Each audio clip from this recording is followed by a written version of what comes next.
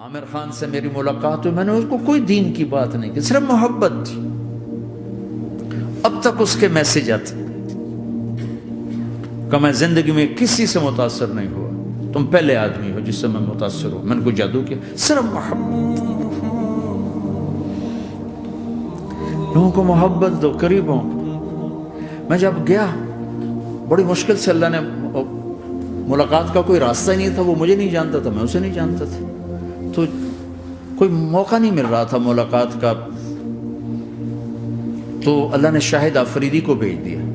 شاہد آفریدی اس کی دوستی تھی، ہمارا جو کرکٹر ہے، میں نے اس سے فون پر کہا یار میری ملاقات تو کرا، اس نے ملاقات کروائی، تو اس نے مجھے کہا آدھا گھنٹہ ہے، آدھا گھنٹہ۔ جب میں پہنچا میکسیمم پونا گھنٹہ، میں ٹھیک، میں گیا تو وہ سہما ہوا چہرہ کہ بھئی مولانا آ گیا، پتہ نہیں کیا کہیں گے، بھئی یہ تو کیا کر رہا ہے، تو حرام کر رہا ہے، ناچ رہا ہے، گا رہا ہے، توبہ کر، ابھی تیرے لیے دوزخ کا فیصلہ ہو جائے، پتہ نہیں کیا ہو، وہ ڈرا ہوا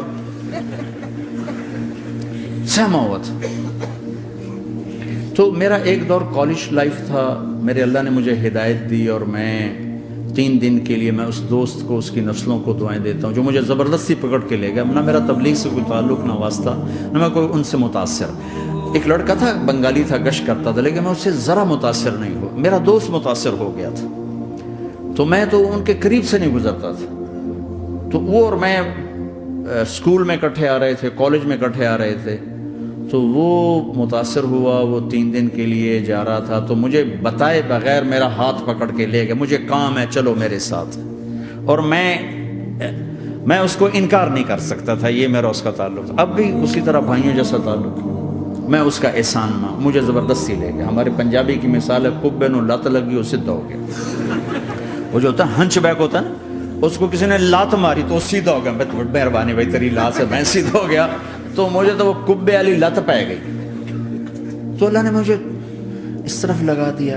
اور جب میری کالج لائف، میں نے کالج کا بہترین سنگر تھا، اسکول کا بہترین، یہ جنید جمشید کیا ہے جو اس زمانے میں یہ سارا کو اٹھایا میں نے سارا کیا ہے، تو اب وہ بیچارہ ایسے بیٹھا ہوا، تو میں نے اس سے بیٹھتے فلموں کی باتیں شروع کر دی، اور تھوڑی دیر بعد کہ میں نے محسوس کیا کہ فرام 60 to 72 جو فلم انڈسٹری کو جتنا میں جانتا تھا اتنا وہ نہیں جانتا تھا، تو اس کے اوپر میرے علم کا روپ پڑ گیا، اس کی لائن کا علم تھا نا، تو وہ تو حیران پریشان، یہ واز تو ہو رہے، تو کبھی دلیپ کمار کی باتیں شروع ہو گئیں، کبھی راج کپور کی شروع ہو گئی، کبھی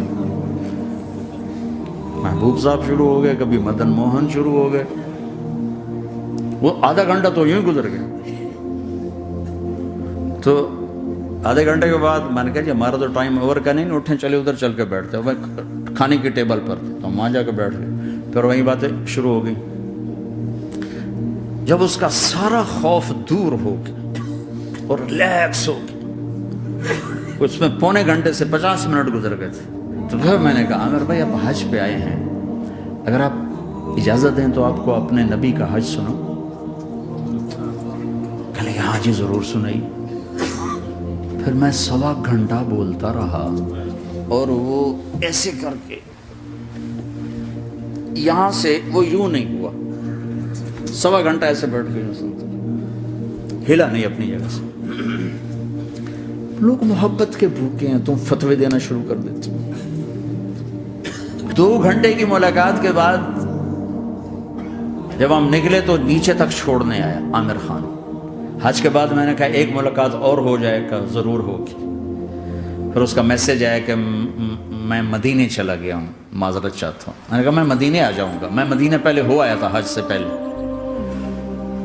تو اس نے کہا کہ آپ 14 تاریخ کو آ جائیں، 4 سے 6 کا ٹائم میں نے آپ کے لیے رکھا ہے۔ تو میں جنید اور ایک اور ساتھی ہم دوبارہ وہاں چلے، 4 بجے 4:15 ہم اس کے ساتھ ہماری سٹنگ شروع ہوئی، 4:15 سے 10:15 تک 6 گھنٹے مسلسل، اور اس کے ماتھے پہ ذرا نشان نہیں آیا کہ میں بور ہو رہا ہوں۔ اور اس کے بعد ہم اٹھے، اس کا جی نہیں چاہ رہا تھا کہ ہم اٹھ کے چلے جائیں، محبت۔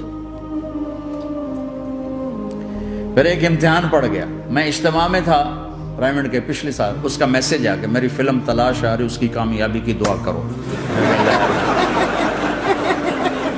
لے بھائی اے چنگی بڑی. میں کہا اب کیا کروں؟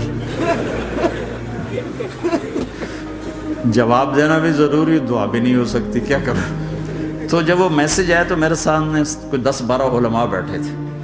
میں نے کہا بھائی یہ میسج ہے، اس کا جواب. کہا جی یہ ہمارا فیلڈ نہیں تمہارا ہے، تو ہی جواب دے. میں سارا دن سوچتا رہا، مجھے کوئی جواب سمجھ میں نہیں آیا کہ جان بھی بچ جائے، جواب بھی چلا جائے. پھر اگلا دن بھی گزر گیا، مجھے کچھ سمجھ میں نہیں آیا. میں عصر کا وضو کر رہا تھا، ایک دم اللہ نے ایک مضمون دل میں ڈالا. تو میں نے فوراً بیٹھ کے اس کو میسج کیا کہ عامر بھائی، جو کریٹو ہوتا ہے نا ذہن، یہ اللہ کسی کسی کو دیتا ہے. تخلیقی ذہن یہ اللہ تعالیٰ کسی کسی کو دیتا ہے، ہر ایک کو نہیں دیتا. اور یہ اللہ کی بہت بڑی عطا ہوتی ہے. اور میں نے تمہارے ساتھ جو وقت گزارا اس میں نے دیکھا کہ اللہ نے تمہیں تخلیقی ذہن دیا ہے، تم کریٹر ہو. اور جو لوگ اس ٹائپ کے ہوتے ہیں وہ کامیابی ناکامی کی پرواہ نہیں کرتے، وہ اپنے کام سے کام رکھتے ہیں. آپ کا بھائی. تو فوراً اس کا میسج آیا، آپ ٹھیک کہہ رہے ہیں، آپ ٹھیک کہہ رہے ہیں. بات ہو گئی. پھر میں تھا ہانگ کانگ، میں نے وہاں سے اس کو میسج کیا. دیکھو کسی مصروف آدمی کو براہ راست فون نہ کیا کرو، میسج کیا کرو کہ میں آپ کو فون کر سکتا ہوں، چونکہ میں اس کا بہت ستایا ہوا، بہت ستایا.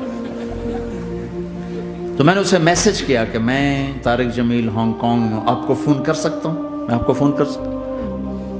میں ہمیشہ اسے، اب بھی میرا فون پہ رابطہ ہے، میں پہلے اسے میسج دیتا ہوں میں آپ کو فون کر سکتا ہوں. اگر اس کا جواب نہ ہے پھر میں نہیں کرتا ہوں. کبھی وہ خود کر لیتا ہے، کبھی وہ میسج دے دیتا ہے کال کر لیں.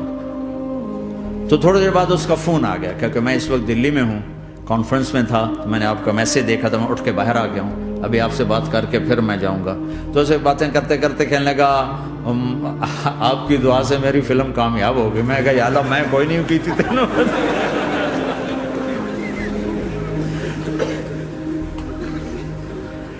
بھائیو محبتیں بانٹو، نفرت تو پہلے ہی بہت پھیل چکی. نشہ پلا کے گرانا تو سب کو آتا ہے، مزہ تو تب ہے کہ گرتے کو تھام لے ساتھ.